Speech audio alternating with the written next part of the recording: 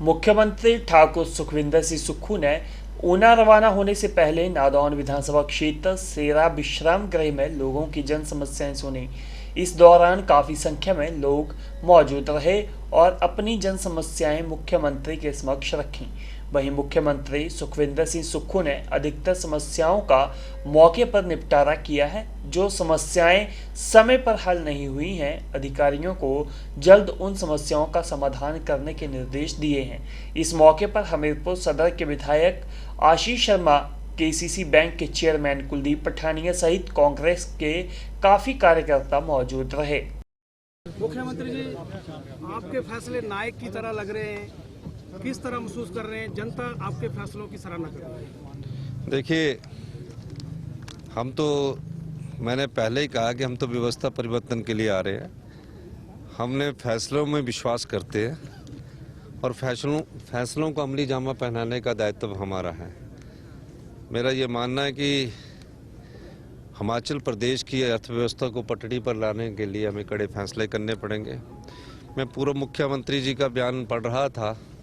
उन्होंने कहा कि जो 11,000 करोड़ है वो देनदारियां हैं। देनदारियां भी कर्ज ही होता है, वो हमने ही देना है। तो हमको जब अर्थव्यवस्था को पटड़ी पर लाना है और कर्जों को कम करना, तो उस दृष्टिकोण से सोचना चाहिए था। तब जब आपने 6th पे कमीशन लागू किया तो उनका एरियर देना चाहिए था, पहले पैसे का इंतजाम करना चाहिए था। डीए की किस्त की घोषणा कर दी, डीए में पैसे का इंतजाम नहीं कर दिया। आए दिन कर्मचारी हमारे पास आ रहे हैं कि हमें दीजिए, लेकिन फिर भी हम ये वादा करना चाहते हैं कि जो भी हम हिमाचल प्रदेश के हित में फैसले करेंगे, आम जनता के हित में फैसले करेंगे, गरीब जनता के हित में फैसले करेंगे, समाज के अंतिम व्यक्ति तक हमारी सोच पहुंचे, उसमें फैसले करेंगे। लागू किया है और भी आपने कई निर्णय ऐतिहासिक। देखिए, हमने सरकारी कर्मचारी और अधिकारी जिन्होंने विकास की गाथा लिखी है, पहले उनके लिए 1 महीना बजट का प्रावधान किया कि इनको हमने ओल्ड पेंशन देनी है। उसके बाद हमने ओल्ड पेंशन स्कीम को लागू किया। इनकी तरह नहीं किया, हमने घोषणा कर दी देनदारियां देनी है कि अगली सरकार आएगी तो देते रहे। हमने अपने दम उस पर किया। जो भी हमारी योजना आगे आ रही है उसके लिए पहले बजट का प्रावधान किया जा रहा है, बजट के प्रावधान के बाद उस योजना को लागू किया जा रहा है। जल्दी एक योजना आने वाली है जिसमें हमने बजट का प्रावधान कर दिया गया है और उस योजना को लागू कर दिया जाएगा। बहुत आगामी दिनों में हिमाचल में श्रीलंका जैसे हालात होने के आसार है। नहीं, मैंने तो ये कहा है कि ये परंपरा को तो खत्म करना पड़ेगा ना, किसी ना किसी को तो खत्म करना पड़ेगा। वो आप दोष दे रहे कि पिछली सरकार के समय ऐसा हुआ था, वीरभद्र सिंह जी की सरकार के समय हमने देनदारियां पूरी की।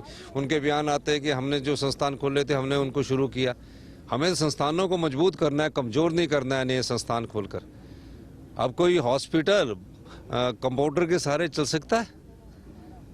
आपने सीएससी खोल दी, कंपाउंडर के सहारे खोल दी, और कोई रीजनल हॉस्पिटल खोल दिया, वहाँ से 2 डॉक्टर ट्रांसफर करके पीएस और 100 बेड का हॉस्पिटल बना दिया। चल सकता है? वो संस्थान भी गया और ये संस्थान भी गया। तो इस दृष्टिकोण से हम आगे बढ़ रहे हैं और हमने फैसला किया है कि जो भी होगा समाज के हित के फैसले होंगे। कड़े फैसले हमें व्यवस्था में परिवर्तन करने के लिए किए हैं। अब पीडब्ल्यूडी के टेंडर थे जो 60 दिन तक टेंडर होता था, फिर सड़क का काम चलता था, फिर बरसात लग जाती थी, सड़कें हर साल कच्ची हो जाती है 1 साल में। इन सब दृष्टिकोण से हमने फैसला किया कि 20 दिन के अंदर काम करिए और 1.5 साल के अंदर सड़क का कंप्लीट करिए। और भी कई परिवर्तन आ रहे हैं, मूल चूल परिवर्तन करने की इस व्यवस्था में जरूरत है अगर आपने हिमाचल प्रदेश का भविष्य सुनहरा बनाना है। मैं किसी क्षेत्र की राजनीति में विश्वास नहीं कर सकता। ये बात सही है कि कांग्रेस से 40 साल बाद हम